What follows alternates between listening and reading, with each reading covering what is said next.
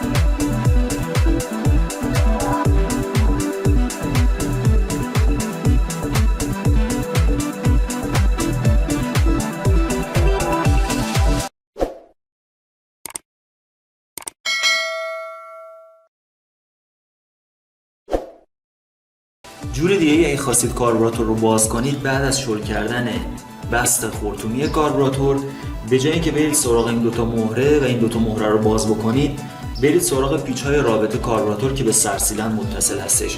اون دوتا پیچ رو شلش بکنید، کاربراتور رو به همراه رابط جدا بکنید و بعد برید سراغ سرویس کاربراتور. هر دوتا روش یکیه، هیچ فرقی با هم دیگه نمی‌کنن. فقط این روشی که الان دارم در موردش صحبت میکنم یه مقدار ساده تر هستش و سرعت عمل بیشتری داره.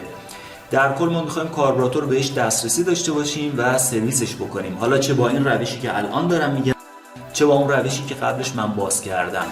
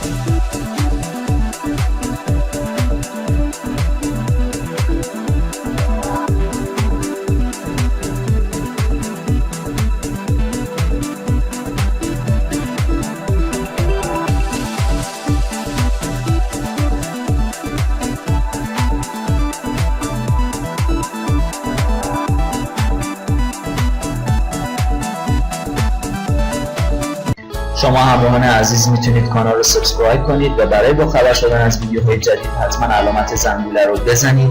اگر از ویدیوها خوشتون اومد اونا رو لایک و کانال ما رو به دیگران معرفی کنید. برای ما کامنت بفرستید و از اینکه با ما هستید و کانال رو دنبال میکنید خیلی سپاسگزارم.